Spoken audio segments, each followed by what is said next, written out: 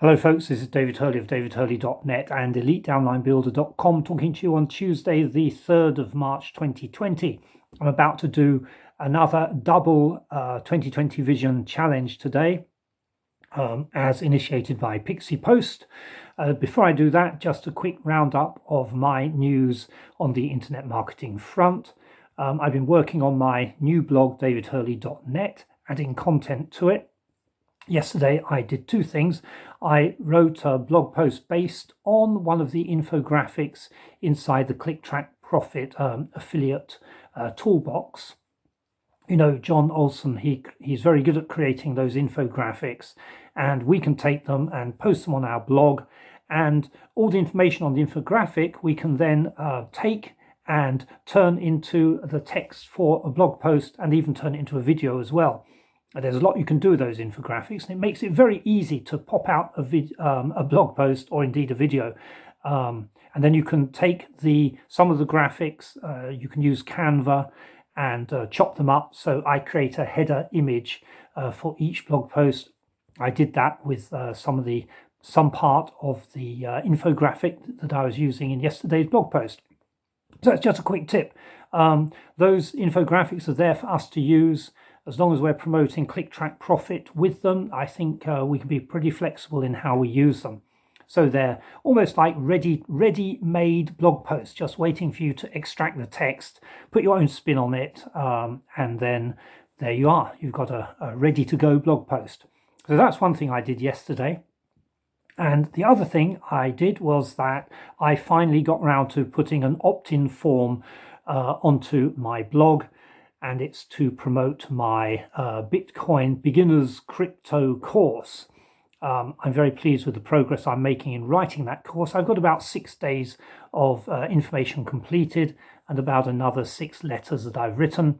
I think in the end there'll be probably over 20 letters in the whole thing, because it's a 3-stage training program. Another thing I discovered, I sent out a broadcast to my autoresponder. I've got 3 lists, 3 actually very small lists on my autoresponder. I sent out a broadcast, and I have been noticing that there's been 0 response for one of the programs that I've been promoting.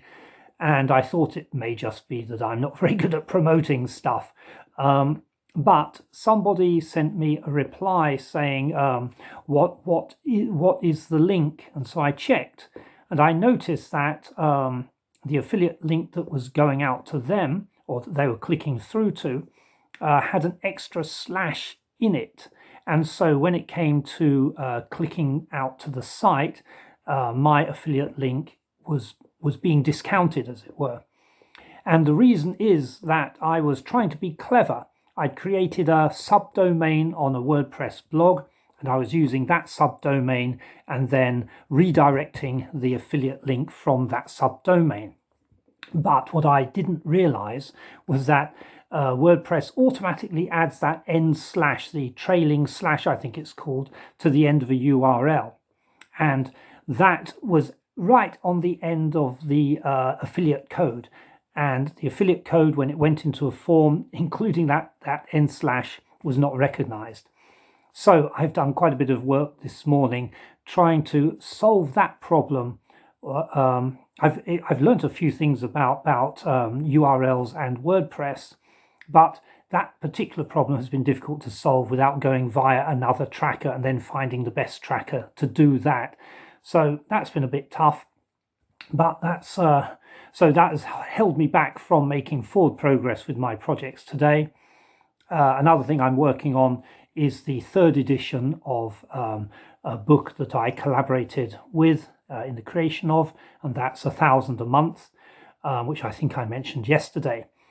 So anyway, it's a slog, but as long as we turn up and do something every day, or as many days as we can, when we're not partying and going crazy, then we should keep learning and keep making progress. So yeah, what's coming up tomorrow? Now, the coronavirus, which has sort of spread panic across Japan, is having an effect on my life. Not a huge effect, but for one thing, my daughter's school is shut for 2 weeks, so she's at home. Another thing is that our college graduates graduation party is cancelled, which is really sad for them. The graduation ceremony is going ahead, but then in the afternoon we're going to move over at lunchtime to one of the best, actually the Anna Hotel, which I videoed the other day, to have a big party. But because that involves food and drink, it's been cancelled, which what are the students going to do? Instead, they'll probably all go to various restaurants with their immediate friends and eat and drink anyway. So I think what's happening is that authorities are finding it very easy to cancel. There's this, we've heard cancel culture in the political field, but this is a kind of a managerial cancel culture where in order to appear to be doing the responsible thing, they cancel these events, but actually what they're really doing is escaping from liability. If that seems a bit cynical, well, that's what the years do to you, I suppose. So yes, lots of things are being cancelled very easily. And if you look at the impact of the coronavirus, I mean the actual physical impact on those who get it, the young and healthy age group are hardly affected at all. The death rate is very low, and the number of actual deaths of young people is incredibly low. I guess more people have died of regular influenza so far this year, as happens every year, than have died of this coronavirus so far. And another impact is that my private student, a doctor, he's at the front end of it. He's dealing with lots of febrile patients, and so he has put himself into quarantine for fear of spreading the coronavirus should any of his patients have passed it on to him, assuming that any of them actually have it. And so he, for some time, has been encouraging me to use Skype and to start teaching by Skype. And I've always said, well, I'm a face-to-face teacher. I like internet marketing, I like making videos, but I haven't been so keen on the idea of using Skype. Well, tomorrow night, I'm going to teach him remotely using Skype.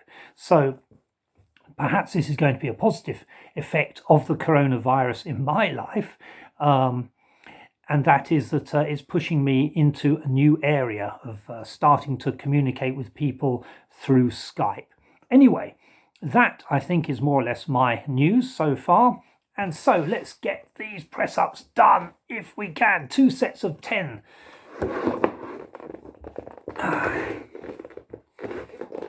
Yeah, sure. Here we go. Set number 1.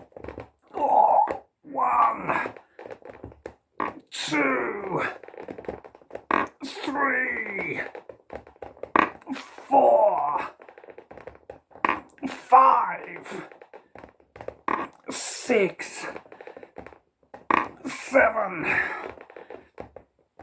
8, 9, 10. That's set 1. One more set and perhaps I'll have caught up. So here we go. Dear, oh dear. One moment, I think I'll loosen my old cuffs. I've just come in from a bit of food shopping. I'm cooking tonight. Ramen with some extra ingredients thrown in. Oh, and gyoza. What are gyoza? They're Chinese dumplings. There we are. Here we go. Set number 2.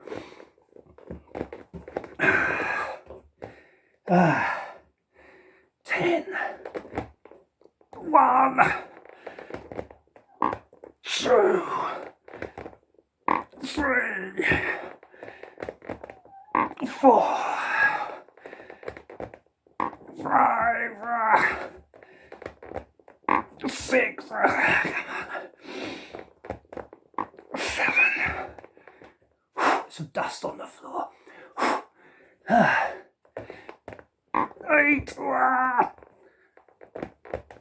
9, 10. That was really difficult.